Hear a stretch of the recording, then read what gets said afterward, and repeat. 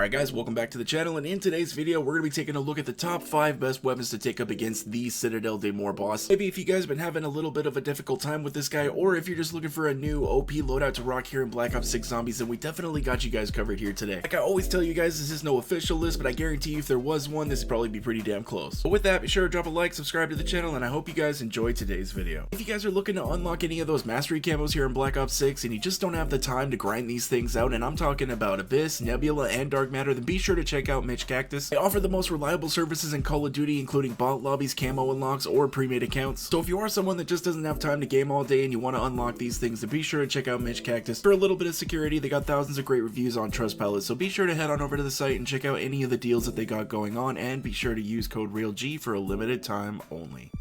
Starting off our list and coming in at number 5 is going to be the Siren 9mm special weapon. Now this thing doesn't really know if it wants to be a pistol or if it wants to be an SMG. But don't let the size of this thing fool you, because this little gun absolutely packs a punch here in Zombies, especially against this boss. This gun is a little bit slower on the fire rate side of things, but when it's doing like 900 damage on the boss's armor, that's just honestly a little bit insane. When you compile that with the mobility and the handling that this weapon has, it just makes it an absolute boss to leader. You are only sitting on 80 rounds even with the extended mag after pack-a-punching, so it could be a little bit better on the ammo reserve side of things, so that is one of the downsides that it has. In all the other modes I'm talking about, like multiplayer and Warzone, this gun does feel like it's balanced out just right to be a secondary weapon. It's not overpowered or anything, but here in Zombies it really does feel like you can run around with this weapon as your primary, as it is kind of OP. The other nice thing about the Siren is that the loadout is extremely easy because you can only put on so many attachments. So if you guys haven't tried out the Siren yet in Zombies, or if you haven't tried it up against this boss yet, I would definitely recommend doing so. We're going to toss up the loadout up on the screen right here. This is a loadout that I would definitely recommend checking out before season 2, because you never know, this feels like one that Treyarch just might mess with. And coming in at number 4, I know a lot of you guys are going to know this one. We're going to be taking a look at the PP919. This one's been kind of a little bit of a fan favorite here in Black Ops 6 Zombies, because after pack-a-punching, this thing holds 350 rounds,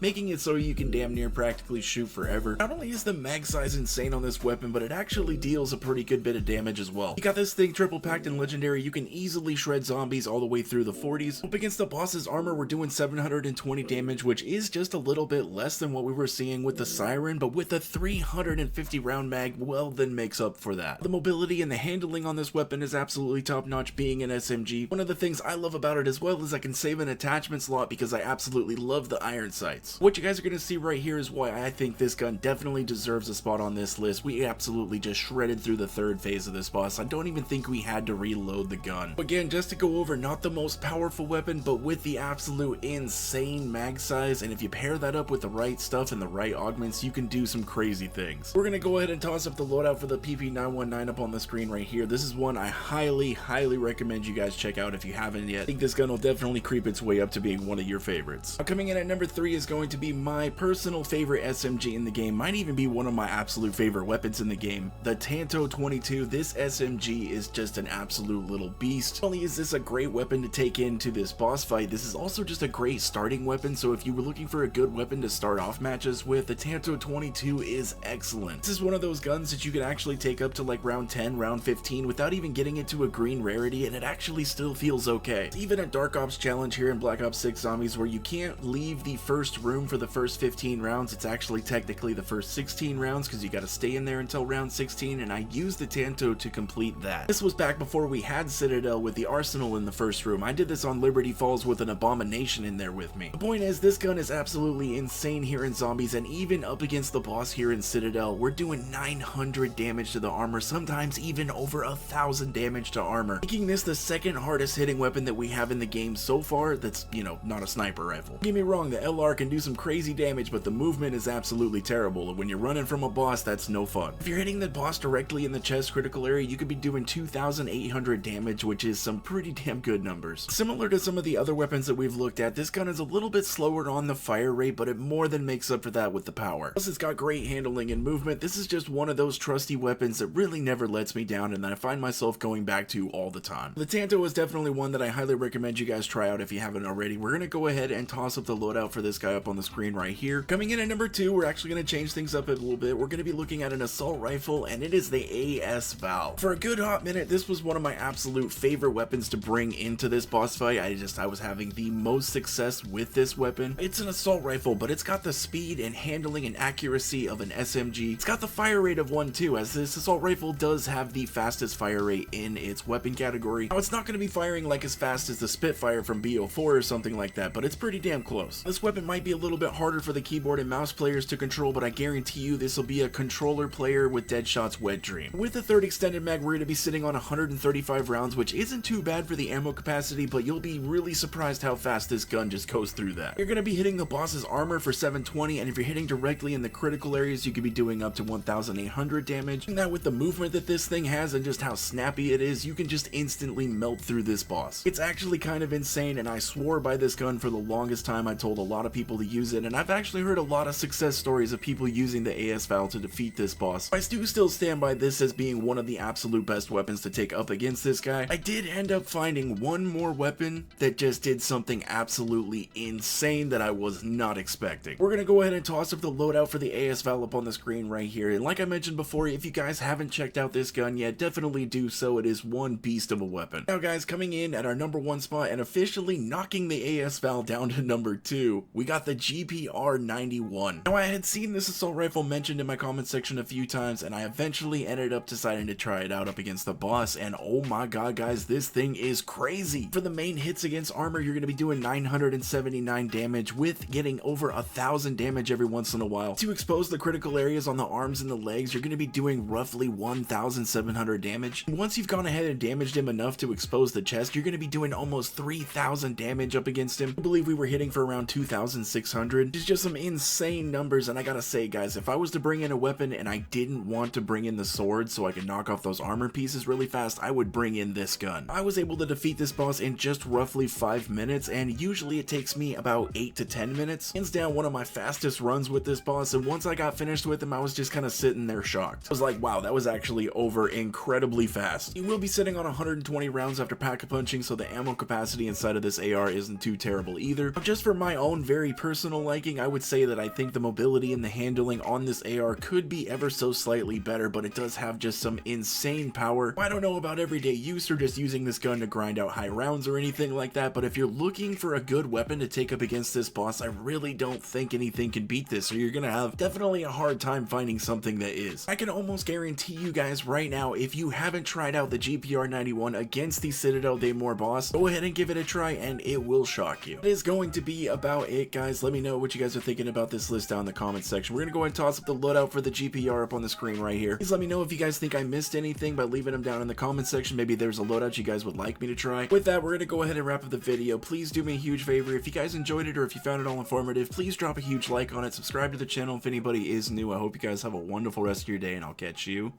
in the next one.